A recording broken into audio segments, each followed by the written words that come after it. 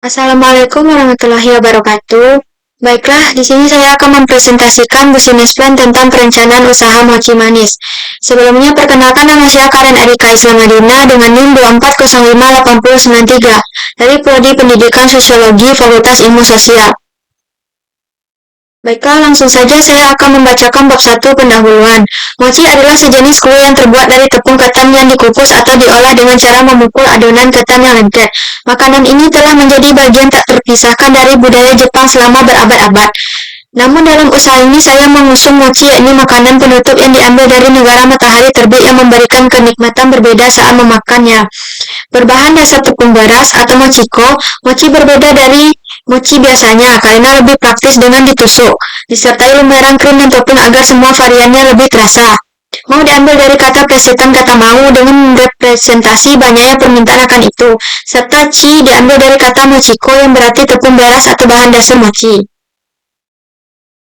Mochi memiliki tekstur yang kenyal dengan balutan saus khusus yang memiliki beberapa varian. Produk ini juga sering dihiasi dengan topping cerah dan motif-motif cantik yang membuatnya menjadi bahan makanan yang menarik secara visual. Dalam beberapa tahun terakhir, mochi Jepang telah menjadi populer di luar Jepang, termasuk Indonesia. Kehadiran mochi ini di pasar internasional telah membuka peluang bisnis yang menjanjikan. Banyak restoran, toko kue, dan produsen makanan telah mulai menghidangkan dan memproduksi mochi ini untuk memenuhi permintaan yang terus meningkat dari konsumen yang ingin menikmati cita rasa Jepang yang otentik. Dalam usaha mochi yang akan dibuat ini, serta dalam penyusunan proposal bisnis ini, saya berkomitmen untuk membawa mochi Jepang ke pasar Indonesia dengan kualitas terbaik dan cita rasa yang otentik. Dengan memilih bahan-bahan berkualitas dan bekerja sama dengan ahli mochi Jepang untuk menghasilkan produk memenuhi standar tinggi. Dengan memperkenalkan mochi Jepang ke pasar Indonesia, saya berharap dapat memberikan pengalaman kuliner yang unik dan memuaskan bagi masyarakat Indonesia. Saya juga berkomitmen untuk mempromosikan budaya Jepang dengan meningkatkan cita rasa baru dengan menyesuaikan selera lidah masyarakat Indonesia sehingga membuka peluang besar bagi usaha yang akan saya buat ini untuk terus berkembang. Visi dan misi saya. Yang pertama, visi. Menjadi perusahaan food and beverage yang mampu bersaing di pasar Indonesia, memperoleh laba besar untuk kemajuan perusahaan, memperkenalkan cara baru mengkonsumsi mochi yang dapat disukai semua kalangan, menghadirkan budaya luar dengan bentuk makanan yang dapat diterima masyarakat Indonesia. Selanjutnya, misi. Memiliki bahan-bahan berkualitas untuk menghasilkan mochi yang memenuhi standar tinggi, memperluas jaringan bisnis perusahaan dan meningkatkan loyalitas terhadap konsumen, mengembangkan cita rasa baru yang sesuai dengan selera lidah masyarakat Indonesia, meningkatkan pengetahuan dan apresiasi masyarakat Indonesia terhadap budaya Jepang melalui mochi Jepang yang otentik.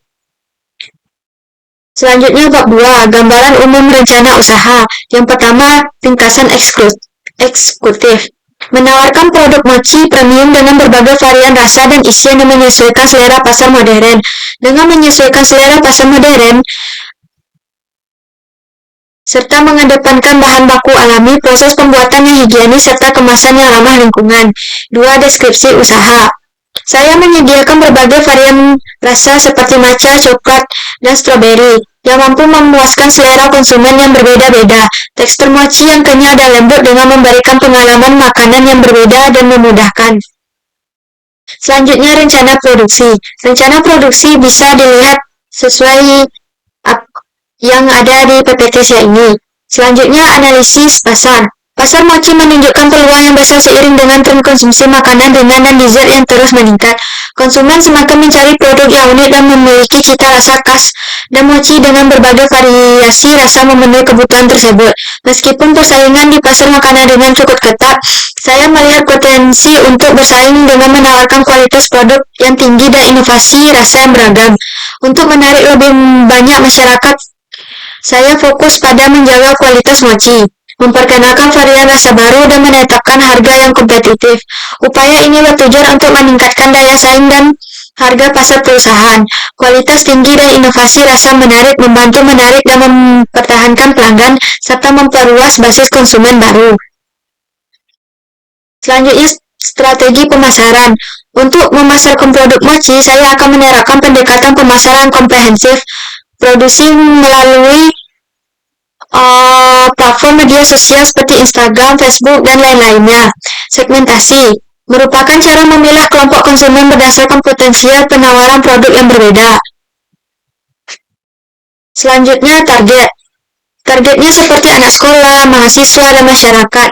Hal ini dikarenakan makanan mochi termasuk makanan yang cukup digemari. Selanjutnya, analisis SWOT.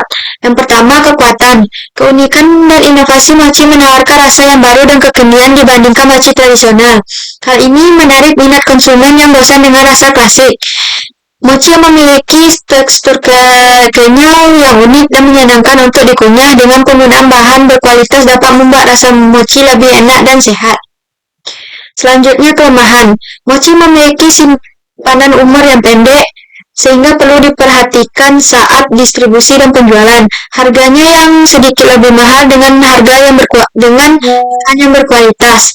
Mochi kekinian belum dikenal luas oleh masyarakat, terutama yang terbiasa dengan mochi tradisional. Bahan baku mochi modern mungkin hanya tersedia dengan beberapa tempat. Selanjutnya, peluang. Minat masyarakat terhadap makanan kekinian lebih tinggi sehingga mochi modern berpotensi menjadi tren kuliner. Hal ini bisa dikreasikan dengan bahan sehat untuk menarik konsumen yang peduli kesehatan. Mochi dapat disukai oleh berbagai kalangan usia, sehingga target pasarnya luas seperti platform e-commerce dan online. Selanjutnya, ancaman. Seiring dengan tren mochi kekinian, mungkin akan menjadi banyak pesaing yang bermunculan. Juga banyak produk jajanan lain yang dapat menjadi distribusi mochi, sehingga persaingan bisa ketat. Selanjutnya, bab 3, metode pelaksanaan. Tempat yang dijadikan lokasi untuk secara offline adalah berupa stand pada beberapa mall terkenal yang ada di Padang seperti Basco, Transmart, Plaza Andalas, dan lain sebagainya. Dengan lokasi yang terpencar, maka akan memberikan kemudahan bagi para konsumen untuk membeli produk saya di lokasi terdekat dengan posisi mereka berada.